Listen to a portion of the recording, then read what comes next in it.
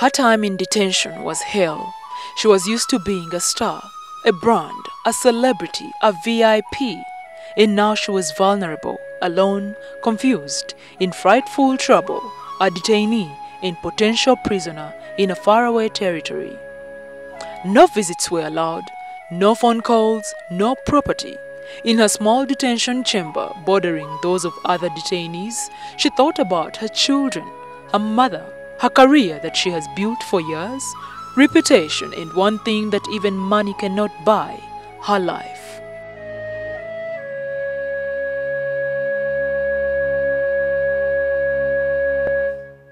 Welcome back from the break. You're still watching Life Stories with me, your host Justine, as Irene walks us through what just happened in her life recently. How does it feel? She's been a star, she's been in control of her life, and just in a minute she was in a vulnerable position. She needed her country, she needed her fans, she needed her family. Well, she is back home. What is next in her life? We find out all this as she gets us going on this journey. So, my dear, you get to the police post. Yeah.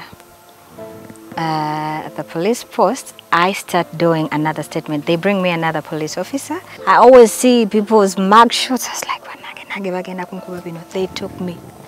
Look there.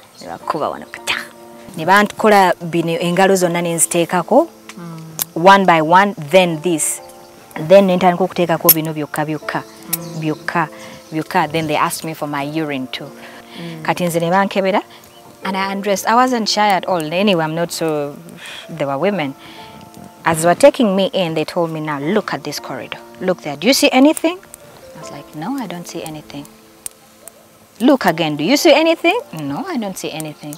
Now, from here to there, if anything drops, it's from you. Well,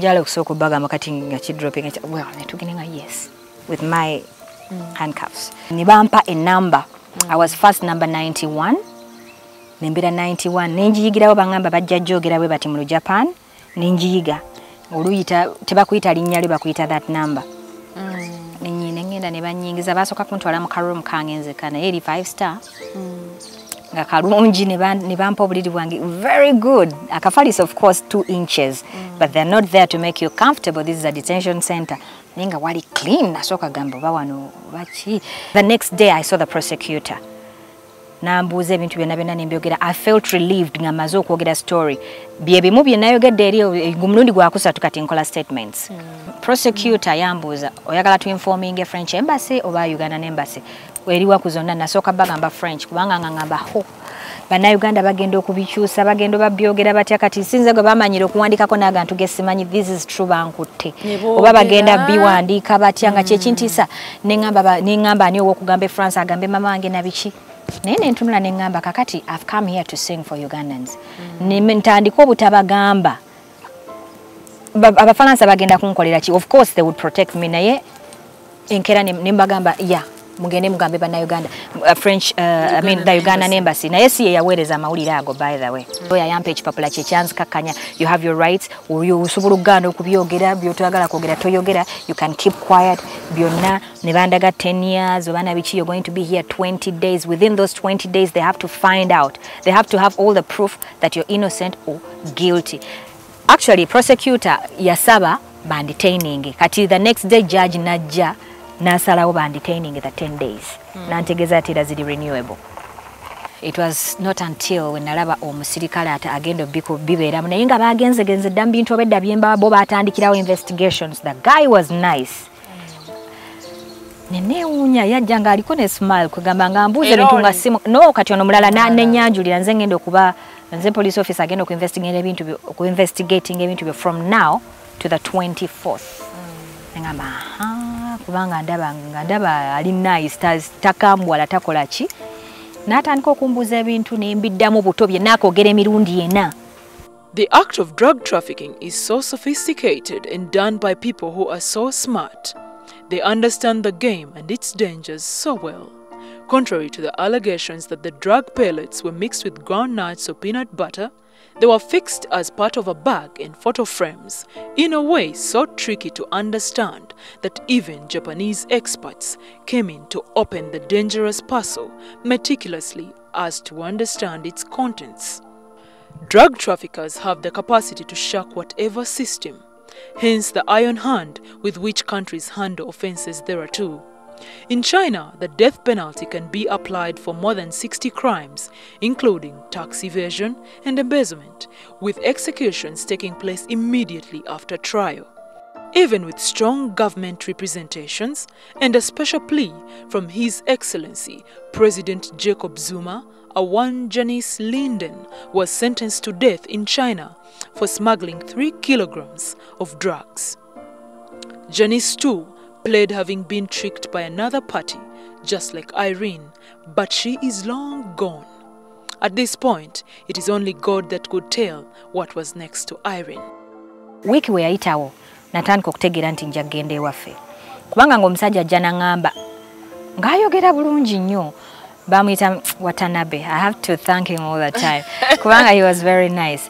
Nangamba, if you're telling us, no, really that's what they told me afterwards. No, toina makeup, toina bibidi byange na bidi nana ye. Kubanga nabe babi wane nga singa muchimanyi si byange. Babi wana. Allah baka African queen. Njabe jake byo kumpaniriza kubanga. Anyway, Katinaga, if you're telling me the truth, I believe, because even the way you're telling me these things, if you're telling me the truth, you go home. But by the way you're telling me, nkulaba tolimba.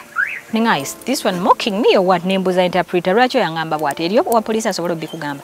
Nganda buba mpita musiru nnyo. After like 12 days mzaja ngandaga you're going home. Around that night 18th nebatandika kumbuza kati wategekayo job kyogenda okulambula wano. Nimbaga nnoze najja kuyima nsigala olunaku lumu ngenda. Ne bambulira kyekyo okulaba. But in case you had to go home, kati ticket yo kulota ticket yo yagwako. Omusajja n'ayagala aginnonyeze omusirikale yennyini nnyini andabire ticket yange. But tofayo nze nja kuyitira Uganda Embassy. Basobola okukima nja bakuyitira. Ne bambuza mu France, your family in France bali okay. Ewamwe nga bamaze n'okundaga nti kubanga eventually nafuuse witness. Kati nga nkimanyi ngenda on the 21st nga nkimanyi of course kati ndi free ninda kunsumulula ku Friday nga maze okutestify nga against Kim. Ekipapula nkirina nga kuliko witness nze suspect Kim Tumwesije charge as smuggling ebintu muki. He was trying to smuggle drugs. A chance to life is a chance that only comes from God. The only one who searches hearts and no secret is hidden from him. Irene may be facing a lot of pain from the hurtful things being said to her by some people, but one thing she will never regret is having told the truth. It did set her free. The millions who rejoiced her comeback, or even fellow musicians who stood as one for her, could not have determined her freedom in any way. It is only God who did it. When the songbird touched down airports in Dubai and NTV, she could not believe the millions that welcomed her home. She felt so blessed. Naye kati bye bangamba kati be nice to the prosecutor kubanga ye yakyawakana nti ndoza shote yaliyo. Naye nga ate baloyazi bange bakubye dda ne bamanya nti shoddala yaliyo. Show yaliyo. Kwagambye twategeerako nti ne shote yaliyo. Nedda show yaliyo ne posters ne bazifuna show yaliyo batuukirayo ddala ne babuuza ekifo wena ngendo gikola bani yabasasula babasasula. Nga bitu bi pointing ku muntu. Uganda Japan batono nnyo Irene nga ayimbira abo. Anti kati nange kye nasooka simanyi kyekyo kyovola nti tusooka kubuuza. Kati n'abantu basatu era ebintu kwega bikwasa abantu basatu ne bana basajja twatula ne batandika abantu ne bambulirira ddala oba mukazi we yabe bagamba yabadde expecting a 10. Basasula meka 3000 yen buli muntu. Ticket yabadde meka $2,200 ticket yange. Jukira yali atwalirako Dr. Hilderman atwalirako DJ Michael. Omaro basasule sente zaabwe zibagenda okuyimbira. Ngogenda kujja mu sente meka bali nga promoter wobanga okuyimba ku. You see waliwo ebintu ebisula y'abantu. Even with me alone he wasn't going to make that money back because they knew how many people were coming for the show, how much he paid for the hall. Ate ayina omuntu nego yagamba bye nawulidde kati nti gwe Irene Kastali nya wano mbalira sente zo zonna ziwayonoona. To omusajja we from the Uganda Embassy yambulira nti no, now this is what he's saying. Apparently he's in Uganda. Nimbagamba kati omusajja ampulira ali Uganda n'entandika okukaba kati yabadduseeko atya. basooka butayagala kuŋŋamba eventually ne baŋŋamba nti kakati naye goloza Uganda eyinza omutuwanga twamukutte biki ne bambulira how if you become a witness because this thing your information is very important ebyo byennyini byotugamba tomumanyi ono yakola bwati message ebakuweereza bweti ne batugamba ne baŋŋamba eri very important baverifyinga ne balaba nti simanyi ndooza ebintu nga byenkola bye bankozesa bye baakosanga n'abantu abalala ku 21st ne bampeereza ebbaluwa eraga nti ndi witness nina ogenda okutestifyinga ku 24th so neŋŋenda ku saa 3 embaluwa njirina nembimaliriza bulungi nga muli kooti nga bwebeera nga ye taliiwo babirecordinga buli kintu sirina kuddayo kwogera bintu ebyo wayogedde munek Catherine ng'okomyewo sina kye nayogedde naye Catherine naye yali yagendako okuyimba n'abalala sina gwe muntu gwe nayogedde naye ne mamange sina kutuula naye nenjogera naye sirina eggulo lyonna saayogedde na muntu nga saagala ate kati kwe natandikidde n'okuwulira simanyi boogera bino bagabye kinga sinkyalina kyenjagala kuwulira sinnaba kufuna maanyi googera n'abantu nga naagadde kuvaayo leero nzije mbyogere biggwe sijja nabiddamu saagala nakumanyisa mwami oyo kubanga kati nadde sirina kwogera kuba abantu beewuunya nange kennyini neewuunya bwendi wano nga tisirinaako kintu kyonna kyonna nali mmanyi nafa sinza kuvaayo oba at least myaka 5 oba 10 kati nga sisobola bagamba nabadde witness naye abajapaani balungi nnyo naye this is my life here kuba ebintu bibadde bitandise bingi nnyo nengamba kankyogere n'ekipapula kankirage nti nze ndi witness na testifying era nakimaze anyways kati from the 21st nagamba nga bali abakazi mu room nze nzira yokka nga banga ali emmere obakola kine bagamba kubanga ne sente ze bampa okukola shopping ogikola Sunday ne bijja Friday nabaganze Friday nja kuba ngenze nabigula nina baganze sigenda bidye najja kuba ngenze mpozi mbibaye nanga you dreaming nanga no me Friday narita Uganda never seka ngamba ngenda naye nga bagamba omo nga sinaba kumanyirira paka lwe bampa gundi nti ndi witness nembi balaga ko ebaluwa bagindeeterayo mu room omukazi bambi n'atandika okukaaba naga kituufu you're going. It is common practice in law around the world for the government or DPP not to prosecute a suspect if they realize they have got a weak case. After committal proceedings, Irene Namubiru was found to be innocent. The charges were dropped and she was instead considered a potential witness in the trials that may be undertaken thereafter against the real culprit that may subsequently be prosecuted and convicted.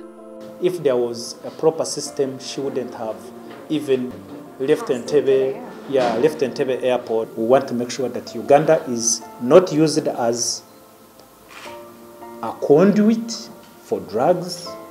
Uganda is not used as a supply chain. I'm telling you, I've been following this matter with responsible authorities in Japan. Responsible authorities, including Interpol authorities, including our own embassies. We shall reach at the bottom of this matter. Whoever is involved, be it the promoter, be it whoever is involved, I don't want to mention names here. We know where our investigations are leading to.